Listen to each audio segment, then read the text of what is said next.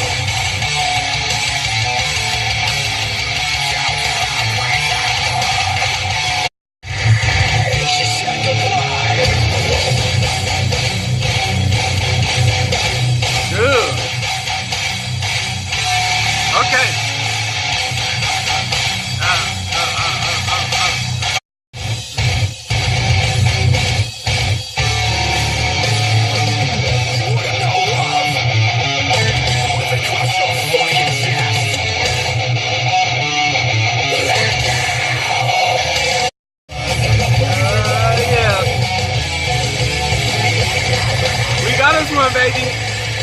We got us one.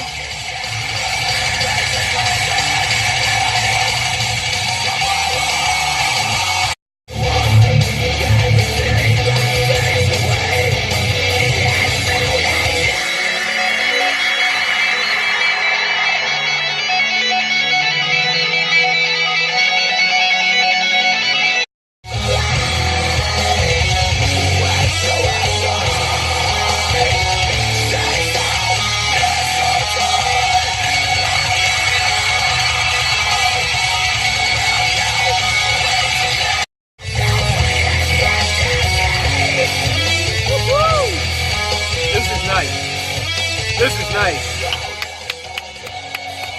Romance is dead. Romance is dead. We got us one, y'all. We got us. Yes, that's what I'm talking about, guys. We got us one. Romance is Dead definitely captured my attention. I ain't gonna lie to you guys. I'm sitting here riding, and this stuff is just kind of in the background, sounding good and all. But Romance is Dead is definitely woke your body up. Let's keep it going.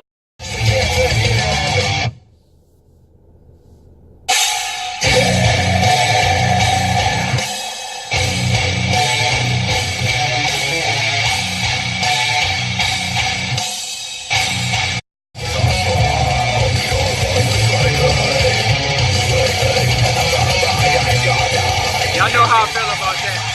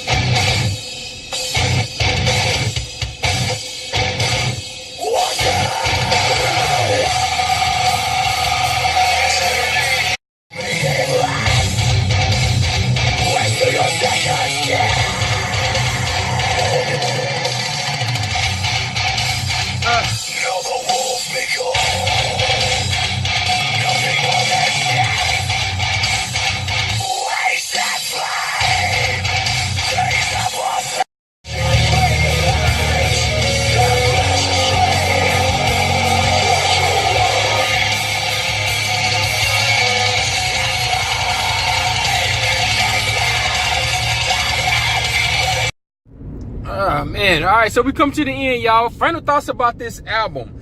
Oh man, this is one of those albums you're gonna come to for a quick sugar rush, and about 4 or 5 songs in, you're gonna be like, all right, I'm about done with this sound. We can go ahead and move on to the next artist, because this album seemed to recycle itself and repeat itself and sound like a previous song, and it all kind of blended together and sounded like one cohesive song, which is a great thing about this band right here. Is they do a great job of not hitting you with the, you know, verse formula, song ends. They always transition into the next song. But on this one, the lead singer just seemed to kind of blend and fade off into the backgrounds in with the rest of the instrumentation. He didn't really stand out like he did on the first album. And then all the songs just kind of seemed to blend off into the background, and I started to daydream a little bit on my way home.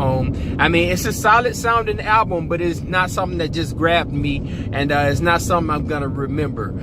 So it's a solid album that I'm not gonna remember. It just ran kind of long. I'm gonna listen to the first 4 to 5 songs of this album, and I'm gonna be like, all right, thank you. I got the sugar rush I was looking for. I'm going ahead and move on to the next band, man. So yeah, man, that's what I thought about this album. Just my thoughts. Till next time. Ow! Oh yeah, one more thing, y'all. Just in general, anytime I do a metalcore band, I'm just generally like that sound. It doesn't matter like who it is. If I hear somebody, you know, screaming,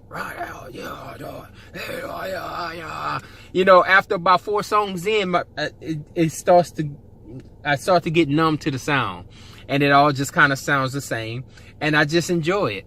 But I can't rank them and tell you who's the best, because I throw them all in the playlist and hit shuffle. But at the end of the day, that's still just my C team. I got the A team, B team, and the C team. And metalcore is my C team.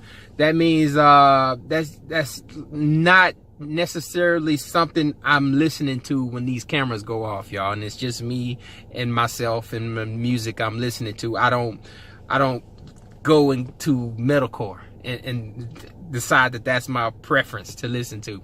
I much rather listen to some clean vocals, something I can break out Mr. Brush and just kind of sing along to, y'all. So yeah, man, I loved it when that one band switched and started doing it was Avenged Sevenfold, where they had Silence in the Snow. The dude changed it up and started singing opera on that album. That album was fantastic to me. I loved when he did that. That's Mr. Brush certified right there. But I also love the album they did, that had those cinematic drums.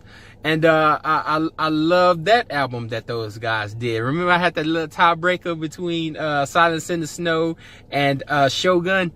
I was having a hard time because those albums were perfect but different. So yeah, man. So that would be an example of my B team. My B team would be the cinematic theatrical bands like Avenged Sevenfold, like a Dream Theater, even a Disturbed, because he sings so operatic, even though the production for Disturbed is not all that great. But the operatic singing of the lead singer is freaking fantastic, and he takes it to those operatic heights.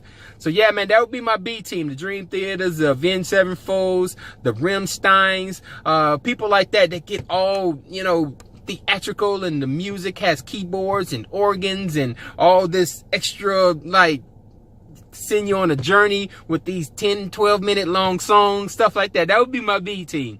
And then of course my A team would be, you know, just watching your boy rocking in the pocket and just enjoying that R&B flavored sound, man. These would be the Judas Priest, the Iron Maidens, the Saxons. These guys just move me, y'all. When it's just me and I'm at the, you know, the barbecue with the family reunion, Iron Maiden, Judas Priest, Saxon, they're getting played because they reach that audience, y'all. It just reaches me, it reaches you, it reaches, you know, my friends, because I can throw it on at a park, at a pool, you know, and people won't be looking like, you know, what are you playing? If I played a metalcore album, people will be kind of turned off by that sound. But if I played one of these Iron Maiden, Judas Priest, Saxon type of cats, they rock, baby. They rock.